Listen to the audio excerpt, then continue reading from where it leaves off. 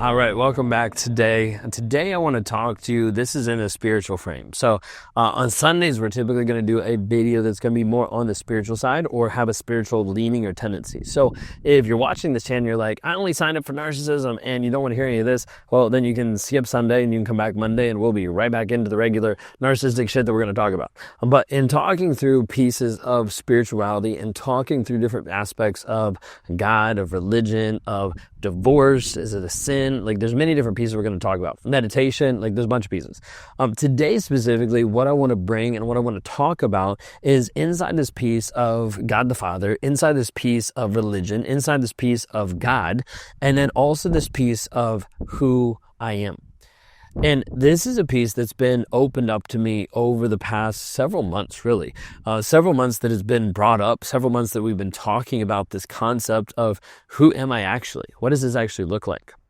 It was introduced to me a couple months ago where I was sitting inside of a coaching opportunity, and there one guy was there and he was presenting and he was talking through different aspects about manifesting, and he was talking through different aspects about declaring who he actually was. And this piece of actually putting it out there and saying, this is who I am. Now, it's interesting because there's a lot of times, and half you might have checked out because I said the word manifesting. But there's a lot of times in this conversation of trying to be able to figure out who will I be? What's actually going on? In reading several different books, The Power of Now, A Happy Pocket Full of Money, like different things that are talking about quantum physics, that are talking about how do we actually bring the present, like where we are currently now, how do we bring the future self of our future version of us into the present? It all goes into this piece of being in the now and being able to have these things that are stating who you actually are. Now, consider for a moment, you might think, well, this is who I want to be, but I'm not that. This is who I desire to be or who I wish to be, but you're not that currently now. You might think this is what I need. I need this inside of money or a relationship or connection or spirituality-wise. This is what I need, but right now you don't have that. And so if you're not careful, a need or a want can turn to be very kind of like needy. In this aspect, it can put you into a place of almost like desperation, almost like a direction where you want it so bad, it ends up being the one thing that you don't get. It's almost like the more you concentrate on it, the more you lose it. It'd be like looking in and trying to be able to keep money.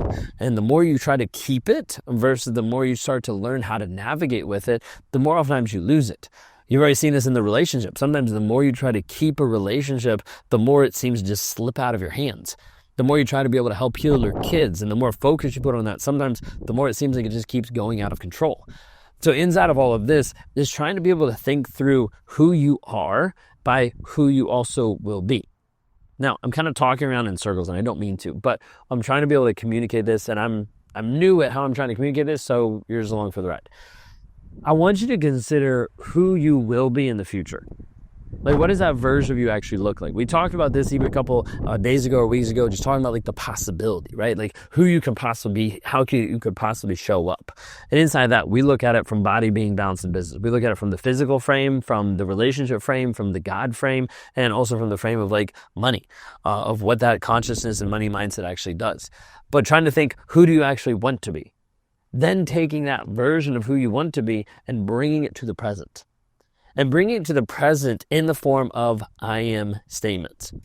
So I mentioned just a minute ago, you have I want and I need. I'm like, hey, that produces a piece of desperation. You can get closer to not having desperation in the aspect of I desire or even I wish. Right? So it's not a piece where you're like so locked in that you're like, I'm going to die if I don't get this. But it also is a piece of like, this is actually my desire. Like internally, this is the direction I want to go. Right? Like I really do desire and wish for this to happen in my life. So we start looking at the future version of you, what you desire, what you wish. We start bringing it to the present. So if I desire to look or act or be a certain way in the future, I want to start telling myself that now. Now, some of you are like, that just kind of sounds like fake it till you make it. I thought so too, until it actually started shifting my mindset. Because if I'm looking at myself and I'm viewing myself in a certain frame or a certain idea, and I'm only viewing my decisions out of this version of me, not the next version of me, then yeah, it would be kind of silly. But I'm trying to actually think and process and do things of the next version of me now so that I get there faster. So I'm able to develop who I am in a more comprehensive way. So let's say, for instance, if we dial back the clock a little bit to where I was, to where I am now, there's a piece where I'm like, I want a healthy and a committed and a connected relationship with my wife. At that point, did I have it? No, because I was an abusive asshole that destroyed all of our relationship, and that didn't even exist. So when I'm looking for this, I'm like, this is what I desire down the road. What would happen if I started thinking and acting like that version of me now? If I was committed, connected, and had this loving relationship, how would I show up different? What would actually need to be different inside of my life? How would I show up on a day-to-day basis? And in doing this, I would start to see and realize and understand that that would be an opportunity and a possibility for me to be able to start engaging with the mindset and the thought process now. So, for instance, one of the things I'm doing this in all areas of life, and I don't have my list in front of me, otherwise I'd tell it to you, but I'm doing this in all areas of my life. And one area that I'm doing this is the form of body. So if we rewind the clock about a year and a half ago, I was about 180 pounds at about 30% body fat. Okay. So not awful, but from where I am now, it was kind of awful. And looking back, I see pictures of myself and I'm like, I don't even like how that looks, right? So now I'm 175 pounds at 18% body fat. So a massive shift and a massive drop. Now I'm also declaring, okay, this is where I'm at. I also know I want to go farther. So right now, part of my I am statement about my physical body is that I am shredded and I'm ripped and I'm at 180 pounds at 12% body fat. I'm setting clear intentions, clear targets of this is what I'm going to do. This is the direction I'm going to be. This is who I will be. But I'm not going to sit here and be like, well, I will be 180 pounds. Because it's like farther out. I don't know how long it can take. I don't know how long it takes to change the body composition, to eat right, to work out right, all those things. I don't know how long that's going to take me to get there. I just know I'm going to get there. So it could be faster, it could be shorter. I'm not going to put a time limit on it. That's what's important here. But the piece inside of it is I'm going to create I am statements that are taking what I want and they're bringing it to the present. So what I want and what I desire and what I wish for is 180 pounds at 12% body fat. At that point, I'm like, I will look the way that I feel internally. But right now, how I feel internally and how I look do not match up 100%. So I'm going to take what I desire in the future and I'm going to bring it to the present saying, this is who I am. Why? Well, because 30% body fat Ben makes different decisions than 12% body fat Ben. Do you see the difference? So I'm trying to change my mindset. Like the body isn't going to change if my mindset doesn't change. If my mindset doesn't change, then I'm going to keep snacking. I'm going to keep eating different things that are not healthy for me, that are not helping me actually grow and develop my body. So there's just one example inside the area of body, but you can have them inside of being, inside of balance, inside of like your relationships, inside your business, all different aspects.